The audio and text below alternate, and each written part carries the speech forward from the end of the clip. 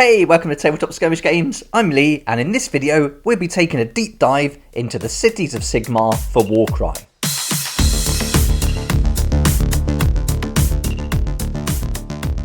In this video, we're going to use the Sentinels of Order supplement book for Warcry, and we're going to take a deep dive into the Cities of Sigmar, and we'll look at why they're in the 8 points, what are their reasons for being there. We'll look at the different cities and their abilities. Then we'll also look at the fighters and how to put together a warband. And then finally we'll move on, take a look at the different costs and options for pricing up a warband and which sets you could buy, look at the pros and cons, and then I'll put together my ultimate 1000-point Cities of Sigmar warband and also look at expanding that to 1400 points for a campaign.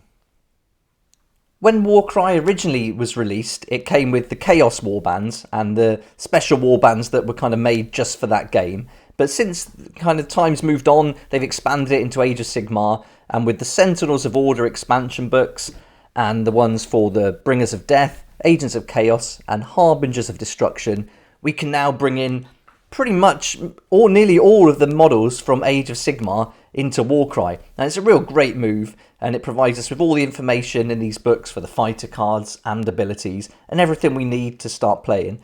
And that's really great, especially if you've got an Age of Sigmar army already that you want to kind of use in Warcry. It's going to open up tons of options for you.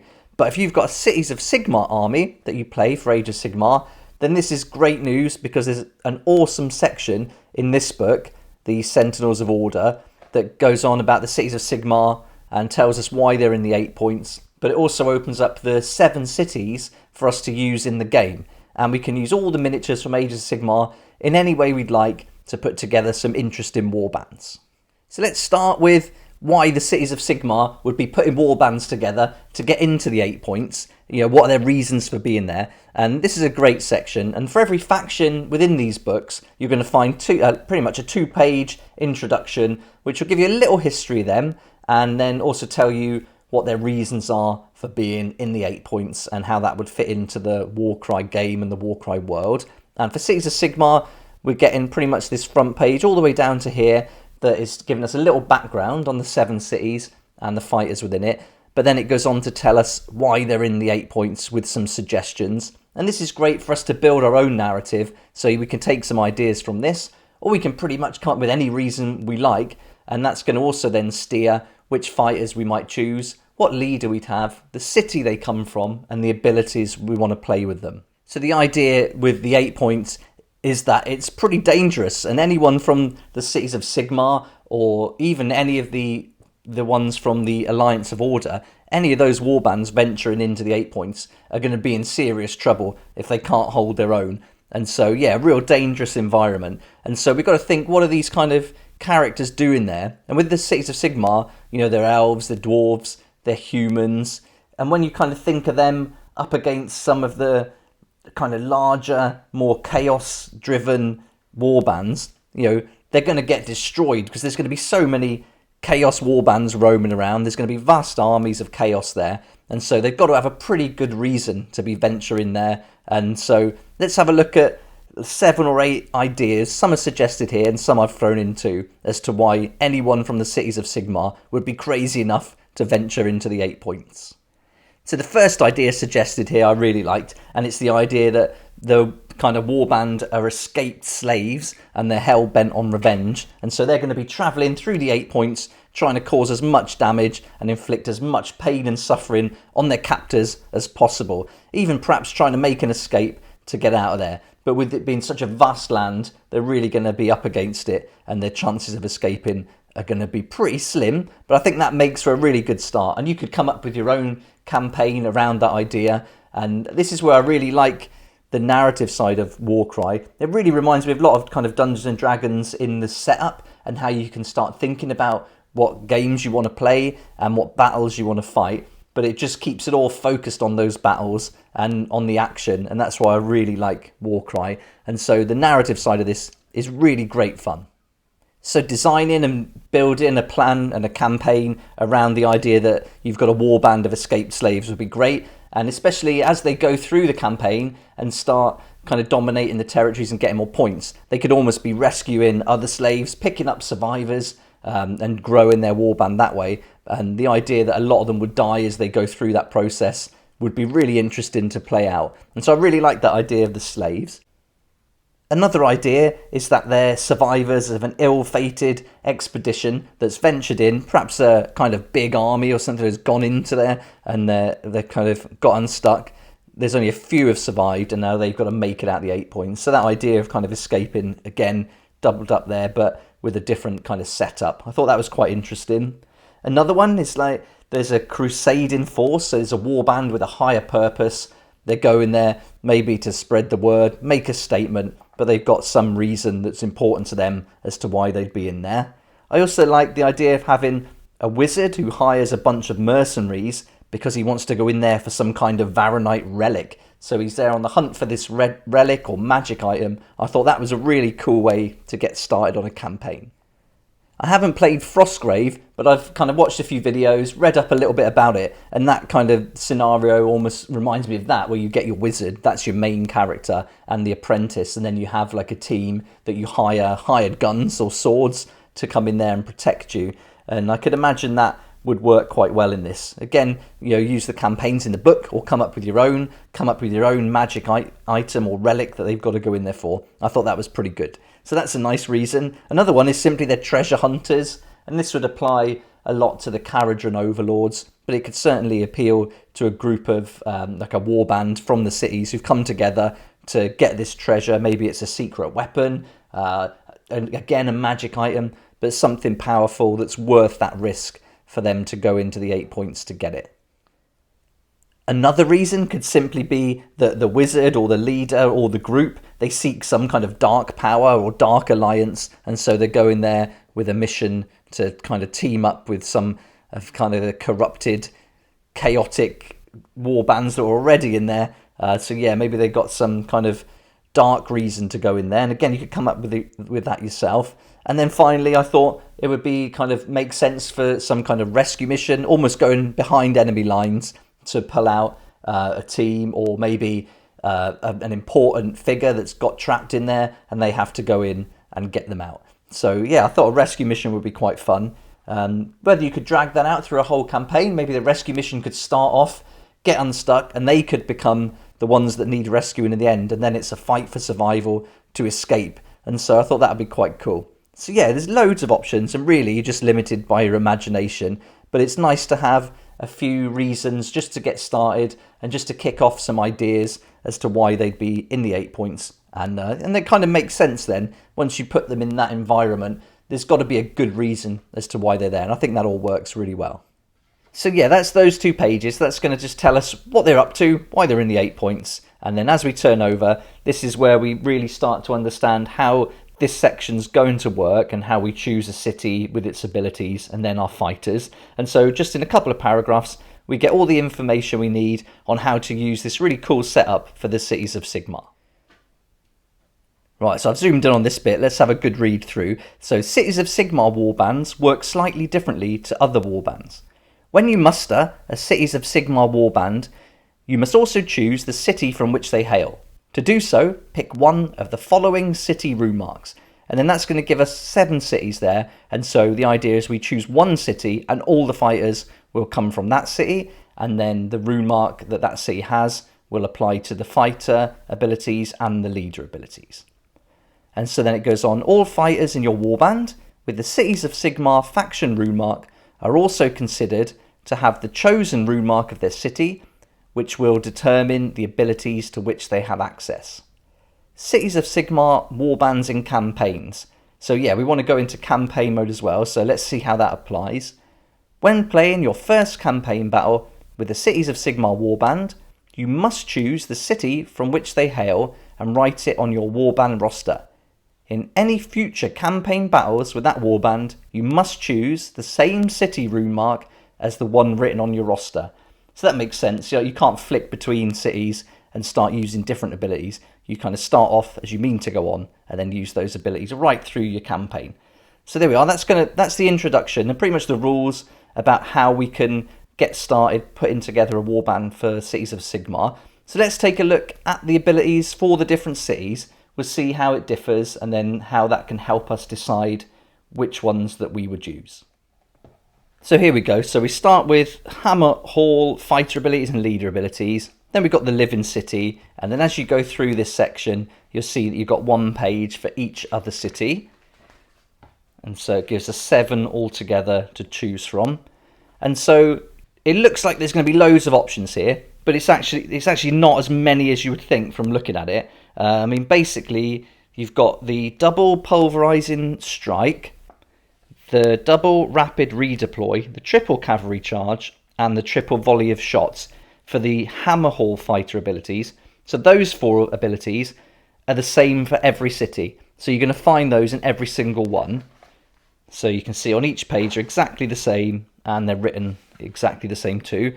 And so the only difference you're going to get for the fighter abilities are the first double and the quad. And so that kind of makes things a bit simpler. So these are going to apply to all Cities of Sigmar, and these are going to make us kind of differentiate between the 2 cities with some unique abilities. And the same thing goes for the leaders. The double form shield wall and the double forge fire is the same for Hammer Hall and the Living City and all the other ones. So it's exactly the same. Those first 2 leader abilities are going to be the same. So when we're looking at which city to choose, we're only really going to be looking at the ability for the triple and for the quad. And then that's going to change again for each one. So really simply, it's the fighter abilities, the first double and the quad. They're going to be different for each city. And for the leader, it's going to be the triple and the quad that's going to be different. So before we work through it all, I think it might be a good idea to read through the 4 that are going to be the same, and also for the 2 that are going to be the same for the leaders. Okay, so let's start with the fighter abilities, and these are the ones for all the different Cities of Sigmar. So the first one is a double called Pulverizing Strike. Add half the value of this ability, rounding up to the number of damage points allocated by each critical hit from the next attack action made by this fighter, this activation that has a range characteristic of 3 or less. So there we go, that's a pretty nice ability for a double. And if you've got a fighter who's got a lot of kind of attacks in their attack characteristic, then this is going to be one that you really want to go look out for. So this is a rune mark. If you like the sound of this one, look out for this rune mark when we go through the fighters. The next ability is another double called Rapid Redeploy. A fighter can use this ability only if they are within 1 inch of an enemy fighter. This fighter makes a bonus disengage action. So for me, that's not too appealing, so I'm not too worried about making sure I get a fighter with that rune mark. But you might like it, it might kind of play into your tactics, so depending on which fighters you choose and how close you want them to be to the enemy. But there we go, there's a double, and now we're on to a triple called Cavalry Charge. Until the end of this fighter's activation, the next time this fighter finishes a move action within 1 inch of an enemy fighter, pick a visible enemy fighter within 1 inch of this fighter. Allocate a number of damage points to the fighter equal to the value of this ability. So this is mostly going to come up with your kind of mounted fighters. So if you like the sound of that, and that could be a really good one, especially if you're getting some high values for your abilities, then look out for this rune mark here. And the final one that's going to apply to all the cities is another triple called Volley of Shots, and this is pretty much for your archers or ranged weapons. And so add half the value of this ability, rounding up to the attack's characteristic of the next attack action made by this fighter that targets an enemy fighter more than 3 inches away. So there we go. So that's a really good one, especially if you've got an archer in your warband. You're really going to want to use this. And I like to have archers, that range weapon. I really like to use that. And so I'm going to be looking out for this one. So for me, I like these 2, and I'll be looking for those as I kind of develop the warband and start putting together fighters for it. So that's all the abilities for the fighters that are going to apply for every city. Now let's have a look at the ones that are going to apply to all the leaders. Okay, so for the leaders, they're all going to have the double form shield wall and the double forge fire. So every leader is going to have this first one, the form shield wall. Until the end of the battle round, add 1 to the toughness characteristics of friendly fighters with the bulwark rune mark while they are within 3 inches of this fighter. So there's a couple of conditions here for this. We need that rune mark, and they've got to be within 3 inches of the fighter. They don't have to be visible, but just within it. And until the end of the round, add 1 to the toughness characteristic of those fighters. So if you want to use this, you've got to pick fighters that have this bulwark rune mark. So that's important. What I will find later on, and we'll see, is that the ones with this are pretty tough already, but you can make them even more tough. So it could be a really good ability to use, but you're going to have that anyway, so it's not really a choice. So just expect that to come with any leader that you're going to use from any city. Okay, and the next one is a double called Forge Fire. Pick one friendly fighter within 9 inches of this fighter. Until the end of the battle round, add 1 to the attack's characteristics of attack actions made by that fighter that have a range characteristic of 3 or less. So this isn't going to apply to any of the archers or range weapons. It's going to be for the ones with 3 or less. And you can just add 1 to the attack's characteristic. But that 9 inch is a really good range. You can only pick 1 though, 1 friendly fighter. But having that 9-inch range on a Warcry board is pretty big. And so that's a pretty decent one. Your leader's got to have these rune marks. You've got to have the leader rune mark. Any of the city ones is going to come up for this same ability, but they'd have to have this rune mark too. Now we've gone through the fighter and leader abilities for all the cities that are going to be included, each one. Let's have a look at the specific ones, and this is really going to be the ones you want to choose depending on how you want to play your warband, what tactics you want to use, that kind of thing. And so the way I approach this is I'll look for my leader abilities, and I'll make sure what leader I want to include. So do I want one that's strong? Do I want one that's kind of fast? Or do I want one that's got some kind of mystical, magical abilities? And I like the idea for the Age of Sigmar that I'll be taking in some kind of mage or wizard as a leader. So I know that this mystic rune mark is going to come up a lot. So the first thing I've done is I've read through all the leader abilities for the different cities that have this rune mark. And you're going to find that they've all got an option. And so I can choose which one I like the most, and then that's going to kind of influence my next step. And then I'll start looking at the other ability that's unique to that city. Then I'll look at the 2 fighter ones. So, but this is really what I'm going to build my warband around, the mystic rune mark for the leader abilities. So for you, this could be like narrative driven. Do these 2 abilities match up to the narrative of your warband and your leader and the reasons why they're in the 8 points in the first place? And then also, do you pick your fighters first and then kind of all base it around the fighter abilities and then the leader? So it's really up to you. I've just found it's easier for me to start from the leader and then work out from there.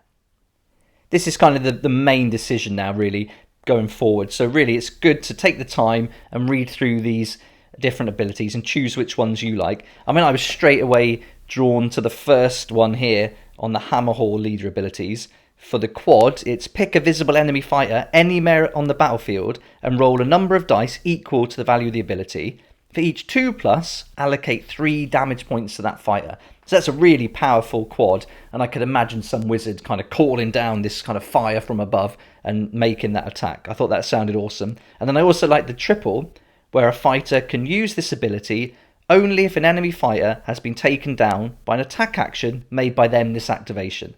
Until the end of the battle round, add 1 to the attack's characteristics of attack actions that have a range characteristic of 3 or less made by visible enemy fighters while they are within 6 inches of this fighter. And that sounds like a mouthful with a load of conditions, but I think if you're in a position where you know you're going to take someone down in one of the later rounds, then you can really use this triple to drive your whole force forward. As long as they're visible within 6 inches and their range weapon is less than 3 or 3 or less, then that could be a really serious ability to use. And I really like that. I imagine at first they're kind of fighting, he's kind of building up his magic powers, he comes out with this quad at some point, and then as the battle progresses he's getting more powerful and unleashes his magic for his whole warband to benefit from. So narratively that fits really well for me, and I really like that. I also liked the Tempest's Eye city, where the quad is an Eagle Strike, where you can pick a visible enemy fighter anywhere on the battlefield, roll a number of dice equal to the value of the ability. For each 4+, you allocate 3 damage points to that fighter. In addition, until the end of the battle round, halve the move characteristic, rounding up of that fighter. So that could be quite a good quad. And then the triple wasn't bad too. Until the end of the battle round, add the value of this ability to the move characteristic of friendly fighters that are within 6 inches of this fighter when this fighter uses this ability. So if you want to play a kind of faster warband, or you've got a warband that's mounted maybe, then this might be a good city to go for. You can kind of restrict the enemy a bit, deal some damage from a distance, and then improve the move characteristic of all your fighters. So that's a real good combo, and that could certainly work for a mounted warband. And each city is going to be different. Like this one here for Hallow Heart, this is going to add to the attack characteristics of your fighters.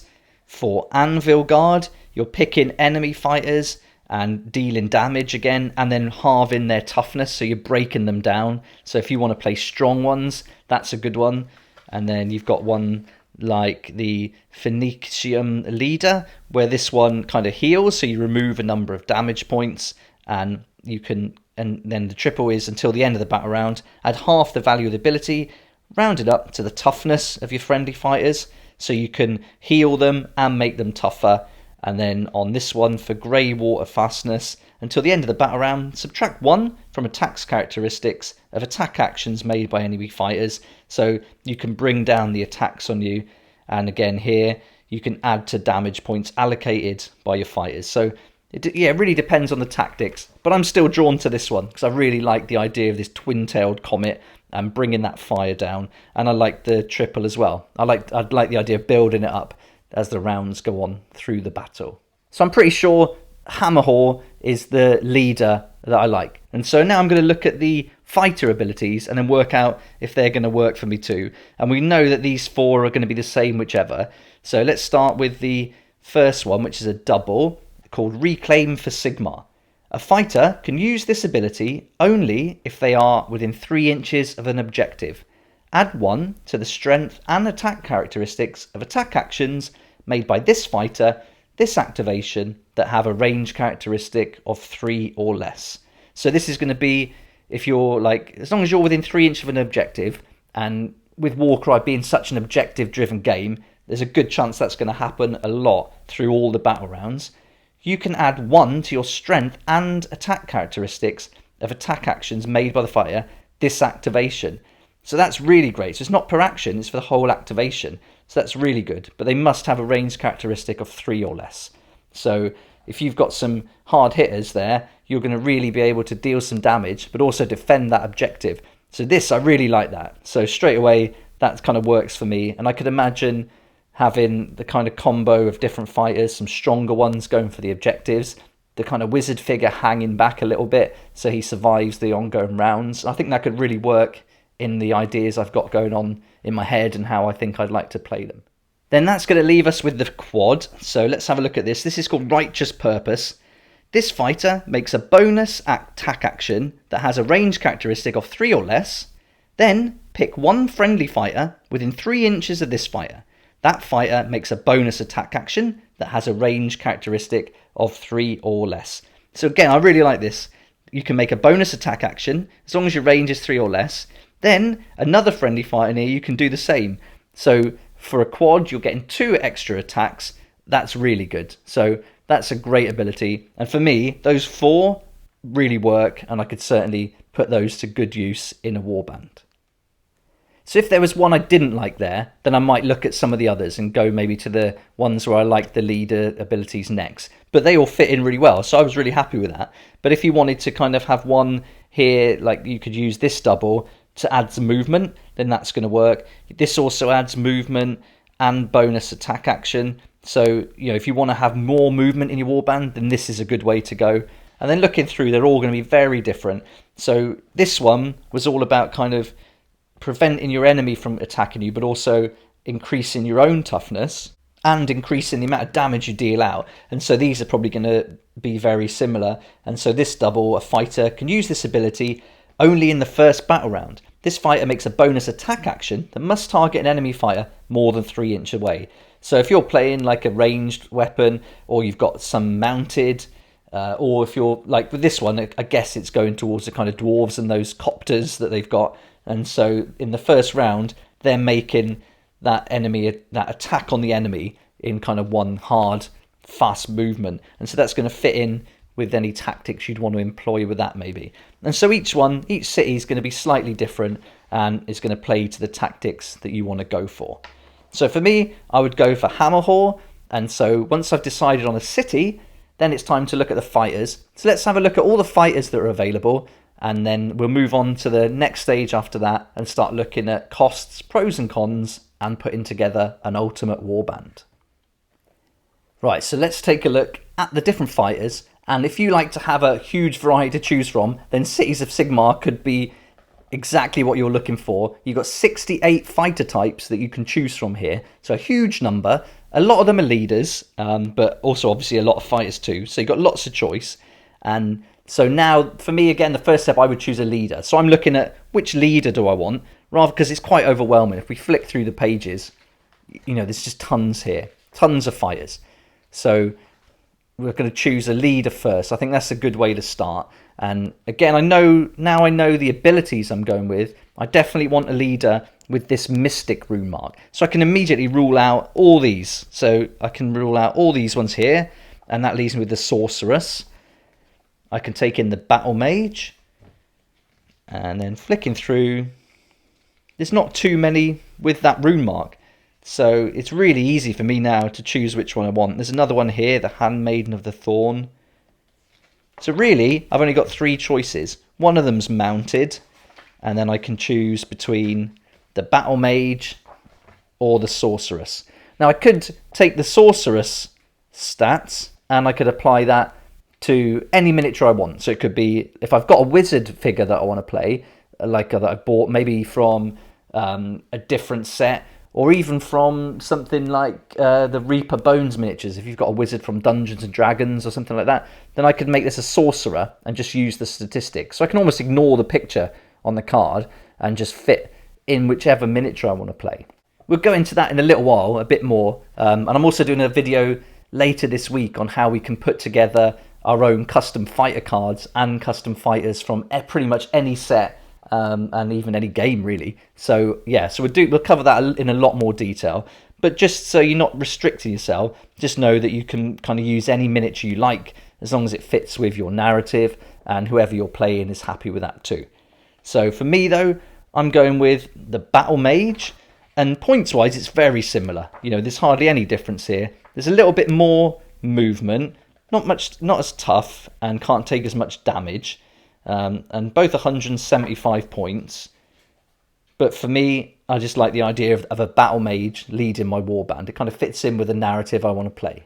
So choosing a leader could be that easy, but you might want to go for a different kind of leader. You want one who's a bit more tough, maybe with the Bulwark rune mark. So then you would just go through and you would look for all the different leaders and see which abilities they've got. This one, the Rune Lord, has got that rune mark there that applies to some of the abilities for the cities. So if you want to use those abilities, you're going to need to pick that. So for me, my leader doesn't have that, so I wouldn't be able to use that ability. So it really depends what you want to use and what you like. And so, you know, you've got lots of options. If you wanted a mounted leader, then you just look for the mount rune mark. And so if you want to go with like some kind of cavalry warband, then that's a good way to go too. And so choosing a leader, yeah, it can be really easy, or it all depends on what you want from your leader, what abilities you want to use, and what tactics you want to play. Once you've chosen your leader, you could then think, do I want to bring in a hero? And if you want a hero, that means you could pick another leader. They wouldn't be a leader anything other than the abilities, so that they can use in their stats. So they wouldn't be a leader in the game, they would be classed as a hero. And I've covered that in some of the other videos as well. And I'll do another video soon that really just focuses on heroes and allies and nothing else. So really, you know, make it as clear as we can. But yeah, you can pick other leaders and include them as heroes. So that opens that up too, and they're going to be higher points. So I would say once I've got a leader, I would look at choosing the lower point miniatures, and then I would work up. And then if I've got room for a leader after I've got all the ones I like, then I would, a hero after I've got all the ones I like, then I would choose a hero to the amount of points that are left. But there's really so many ways of doing this, you know, it's entirely up to you. But I just find it easier to pick my leader. So I've got my battle mage, and then I'll start thinking, right, what other kind of fighters do I want? Do I want any like ranged weapons? And I do, so I'll start looking at archers.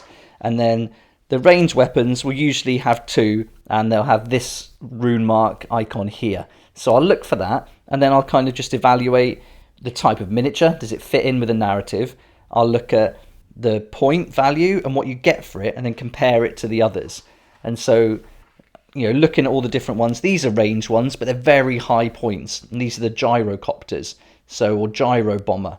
So I don't know if I want to spend that much on a ranged fighter. So I would look more towards Sisters of the Watch at 105, or even go down and look at a Black Ark Corsair at 80 points. So there's loads of options from 80 points up to 245. So it's really just choosing which one you like and which one you want to go for, but also what abilities they get. So we know we get this triple ability here. This one doesn't get it, but it can fly. So you're going to get benefits from having the flight rune mark. So it's all weighing it up as you go through the kind of building of the warband. This stage is really personal, so however you want your warband to be, have a look through. When we go through later on at the end of the video of my ultimate warband, you'll see I've got some dwarves, some elves, some humans, a wizard. I've put together a real mix, and so I've chose different ones to give a nice variety throughout all the different fighter types, but I've also took into account what abilities I want them to use.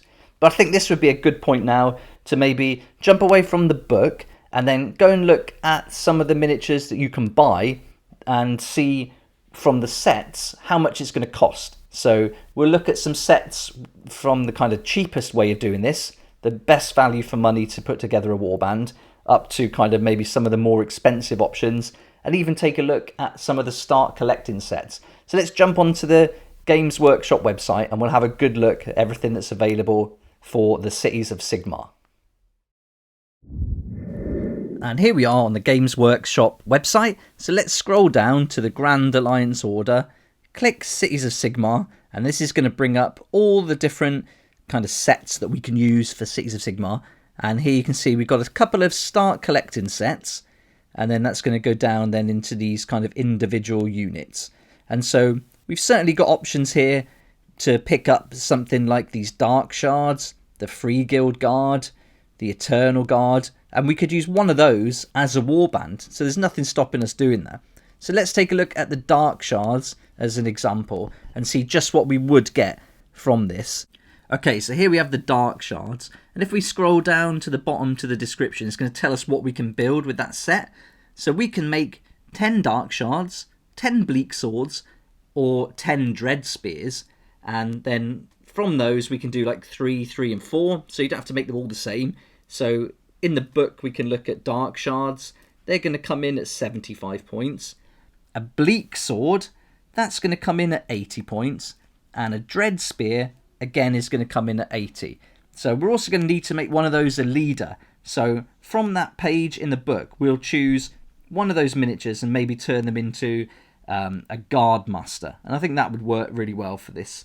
Now, Guard Master's 130, and then you're looking at having 9 other miniatures. So if we take 80 as our average per other fighter, multiply that by 9, then that's going to give us 720 points, plus the 130 for the Guard Master. So we're only going to have, 850 points there. So that's going to leave us 150 left. So this is probably not a good option. If you want to go up to 1,000, you're not going to get enough out of this. What you could do, though, is make one of them into a captain of the Blackguard at 170 points, and then use him as a hero.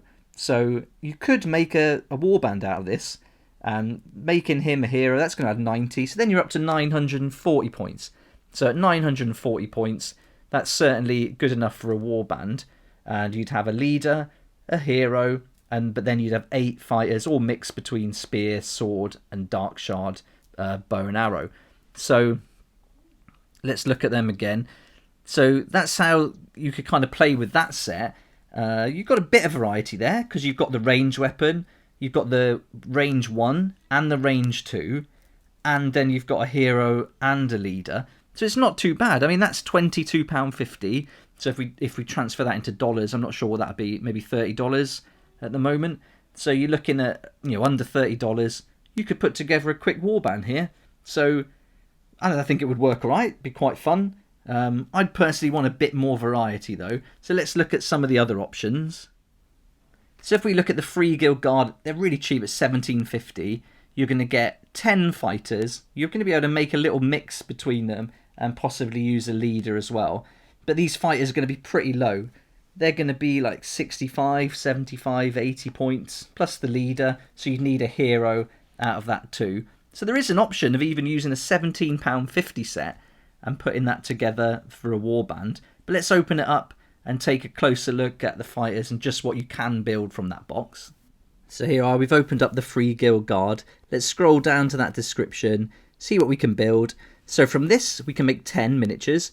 We can have spears, we can have halberds or swords, and there's also options for a sergeant, a standard bearer, and drummer. So we've got 10 different fighters that we can pick through there. And then, you know, again, looking at the book, they're going to be 75, 65, 80.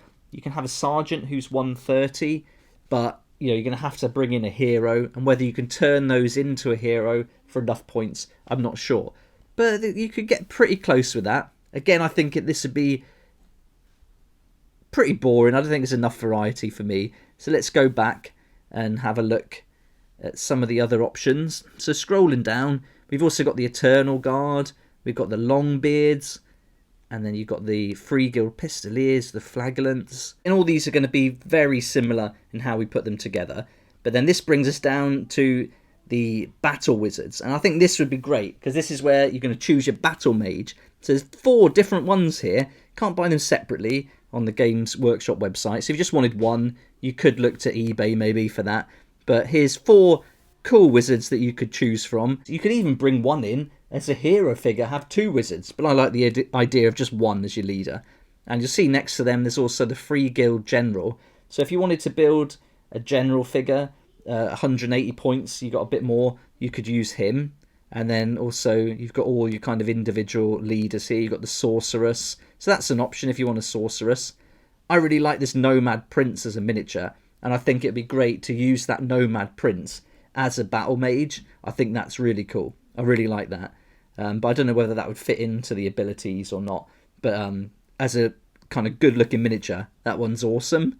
And so, you know, that kind of should show that you've got an option of perhaps buying a set like the Eternal Guard and then buying a separate leader.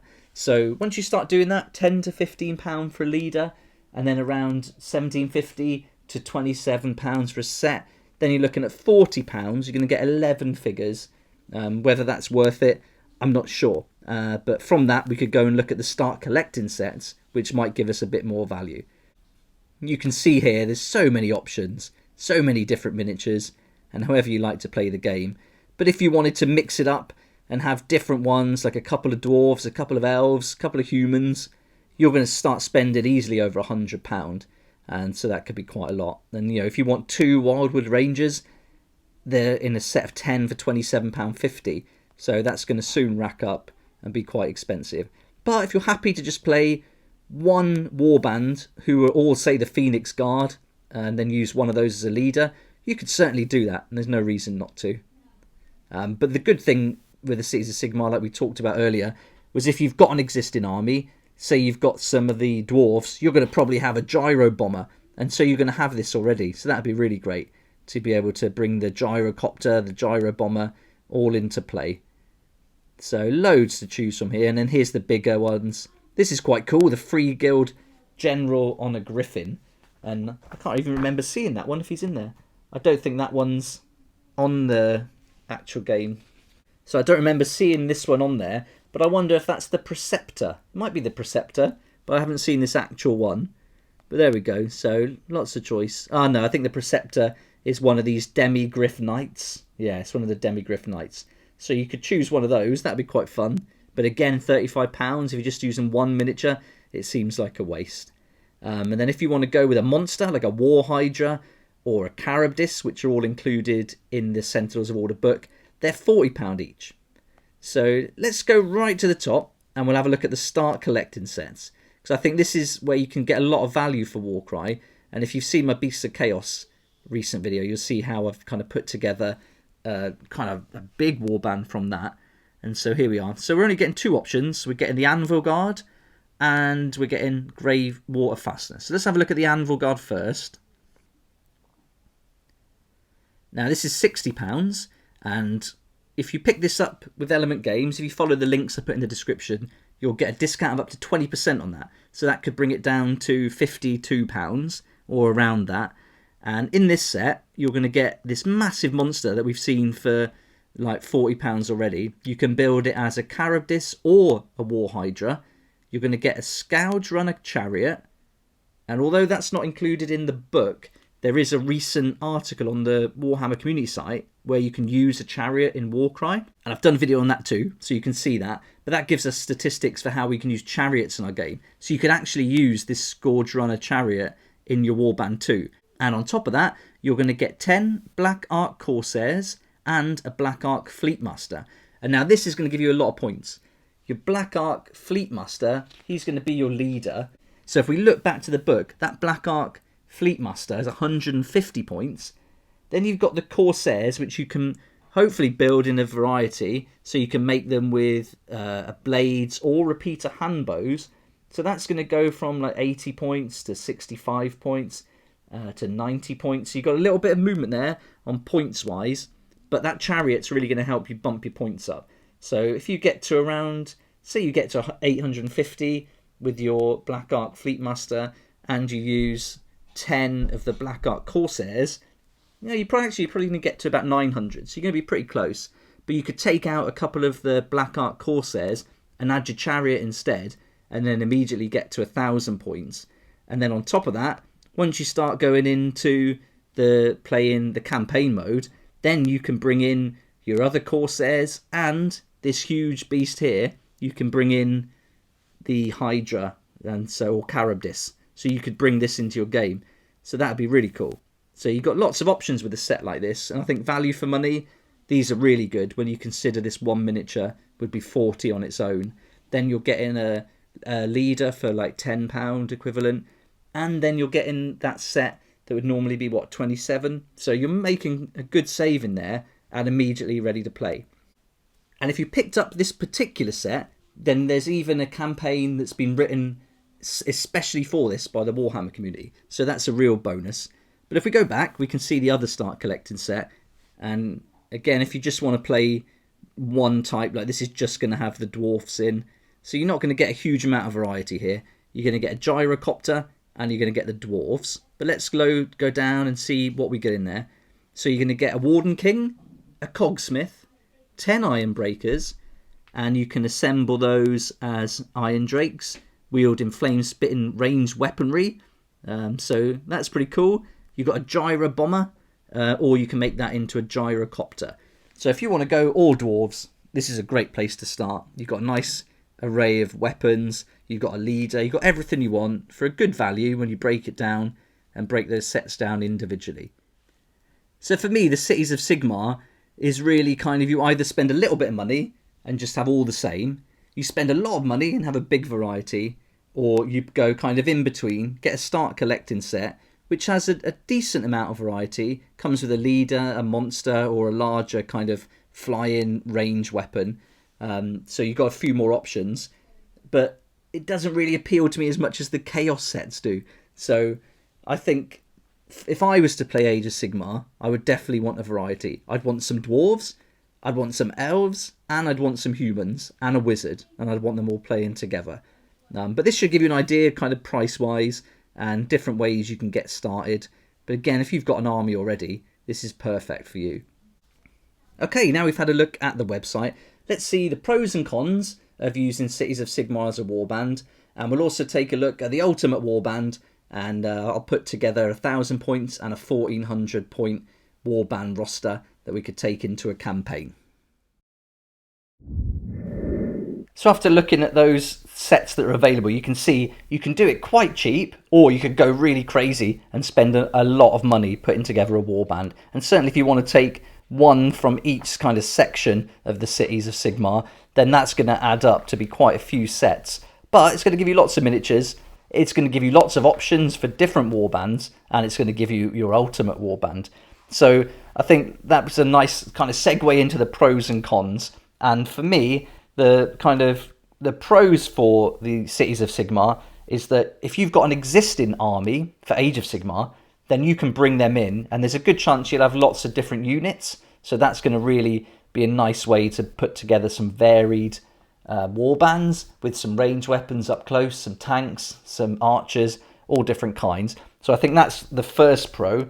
The next pro is you can have like a mix of races with this. So you can have a dwarf with a human and an elf all going into battle together with some mounted, some flying, and I think it gives you a nice option overall of how you want to approach it. And the whole mix and match thing is really great. And if you want to put a roster of 20 miniatures together for a campaign, then that's really cool, because you could have so many different ones and then tailor them to the battles and put your warband roster for each battle together based on maybe even the objectives. You could have a little sneaky peek ahead of time and play it that way. So that's a really good pro, that whole mix of races. Another great thing about this is the idea of the narrative. I think the different narrative ideas and the reasons why they're there are really good and really kind of powerful. And I think building together the idea of them either being survivors who are escaping, or they're on a rescue mission, or a group going in to find some Varanite relics or magical items, I think that's really interesting. And that narrative style of play really appeals to me, and I think you can do a lot with them based on this. I also like the idea that you can use other minis. So if you've got a Lord of the Rings set, there's a good chance you could fit some of those in here. You can have archers, you can have some with axes and hammers and swords and bows. So you can really put a lot of those minis to use in here. And also if you play Dungeons and Dragons and you've got different figures, perhaps some Bone Reaper minis and things like that, then they're going to have a place in here too. And if you do decide to use miniatures from another game system, that could bring the price down. So you could get a nice variety of Dungeons and Dragons heroes, and then they would fit in really well with the Age of Sigmar, and you wouldn't have to buy so many sets. But you would be limited then. Your opponent's going to have to agree to that. If you want to play any like tournaments or things, I don't think you're going to be able to bring those into play. I've never played any tournaments, so I'm not 100% sure how it all works, but I'm pretty sure it has to be Games Workshop products, and that would make sense. It's all run by Games Workshop, so that makes complete sense to me. But if you're playing at home, just playing for fun, then why not bring in some miniatures you've got, even just to experiment and see how you like playing Cities of Sigmar before you go on and start spending out a lot of money putting together such a varied warband. That's the pros that stand out, so let's look at the cons. So as we've talked about a lot, it can be expensive. If you want a big variety of fighters from Cities of Sigmar or from Games Workshop, then that's going to cost quite a lot of money. And if you don't have them already, it's quite a lot to get started with, I think.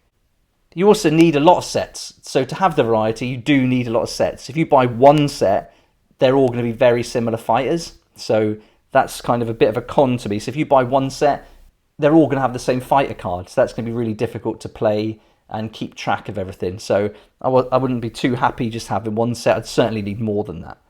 Also, having that one set, it's not going to be that fun. You're just going to be repeating the same actions probably. The movement's the same, the weapon's the same, the attack's the same. So every time you have an activation, it's the same action you're going to be repeating. So I think that would get pretty tedious. So those are the pros and cons. I think definitely this is the game or the warband to use to bring miniatures in from other games and other sets and existing armies for sure, before you go splashing out and getting a big variety. So now let's take a look at the kind of ultimate warband that I would put together from Age of Sigmar if kind of money wasn't an issue, or if I could get hold of all the miniatures or had them already. And so my first one, I would choose my leader, and this would be the Battle Mage. And 175 points, that's pretty good for a leader. He's got some nice abilities from that Hammerall city, and so that's my leader. Then I'd be looking to bring in 3 dwarf kind of figures, and I went for the Longbeard with Ancestral Great Axe, the Longbeard with Ancestral Weapon and Gromril Shield, and the Hammerer. And so this is going to give me options for these rune marks here, and also the Bulwark rune mark. So I'm getting use of lots of different rune marks already, just from those 3. And so I want this to be a nice varied warband. I want some archers, humans and elves. So I've gone for the Sisters of the Watch. And for me, this was the best archer for the points. I think you got a good amount of attacks with a nice strength, good movement, And I really like that. So for 105 points, that's the archer that I would be taking in. And then on the same page, we've got the Wildwood Rangers. And for 85 points, these are pretty powerful. They've got a movement of 5. Toughness isn't very good at 3. But they've got 3 attacks, strength 4, dealing 2 to 4 on a crit. And so for 85 points, they were really good. So I thought, let's bring in 2 of those. So then we've got kind of 3 figures from this section. So we've got an archer and 2 kind of protecting Wildwood Rangers, protecting that archer. So you've got 2 nice setups already. So perhaps we'd use these 3 for our dagger. We'd use the dwarves for the shield, and then that would leave like the hammer. And so the hammer would be the wizard. And I was thinking what fighters would be good either side to kind of protect the wizard. And so I was looking at the Phoenix Guard. And the Phoenix Guard is here, 115 points. And I think you get quite some good stuff for this. You get good movement. They're pretty tough. 3 attack, strength 4, dealing 2 to 4. So that was really good. And then I also like the Free Guild Greatsword. And let's have a look. Where is he? He is here. And for 95 points, we're getting 3 attacks, strength 3, 2 to 4 on a crit. He's toughness 4, movement 4, and he's got 10 wounds. So that's not bad. And he's got this nice rune mark we can make use of. And that, all those fighters together, brings us exactly to 1,000 points. So for 1,000 point warband, we'll have our battle mage being protected by the Free Guild Greatsword and by the Phoenix Guard. Then we'll have an archer backed up by 2 rangers, and then we'll have 3 kind of tanks, which will be our dwarves moving in. And I think that's a really interesting warband to put together. So I wasn't really interested in many of these other Free Guild fighters. They didn't really appeal to me. So I was kind of happy with the ones we've got. And I think that would pay for a really fun warband to put through. But at 1,000 points, we've got to think, what do we do when we get up to that potential 1,400 for a campaign? And I thought this would be cool to bring in another one of the Rangers, the Wildwood Rangers, for 85 points. And then, wouldn't it be cool to bring a monster into the warband? And so I was thinking we could have a War Hydra at 315 points, and that could either be conjured up as the magician works through the campaign, getting stronger and more powerful with his magic, or they discover it, he puts a spell on it, and they can use it in their warband. So I think narratively, that's going to be really fun. And so once you play a few battles with 1,000 point warband, then you bring in this beast, that's going to be awesome. So I think that's where I would go for my 1,400 points for a campaign. I think that'd be great. So that sums up pretty much everything. We've gone through why the Cities of Sigmar are in the 8 points. We've gone through the abilities, the different cities, the fighters, put together a warband, looked at cost and pros and cons. And so it'd be awesome to get your feedback and thoughts. What do you think about the Cities of Sigmar? Do you play them already? And what would be your ultimate warband? It'd be great if you put your ultimate warband in the comments section below. That'd be awesome.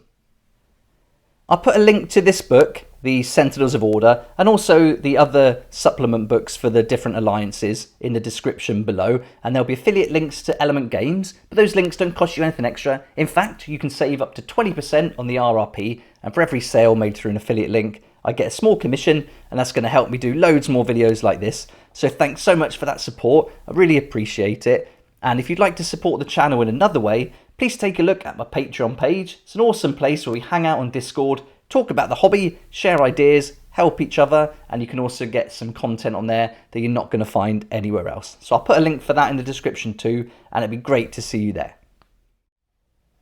I hope this video was helpful and gave you a good look at the Cities of Sigmar. It was real fun to kind of dive in and take a close look at these fighters and their abilities. And so thanks so much for watching. Please like if you like it, subscribe for more videos like this, and don't forget to hit the notification bell to join me next time on Tabletop Skirmish Games.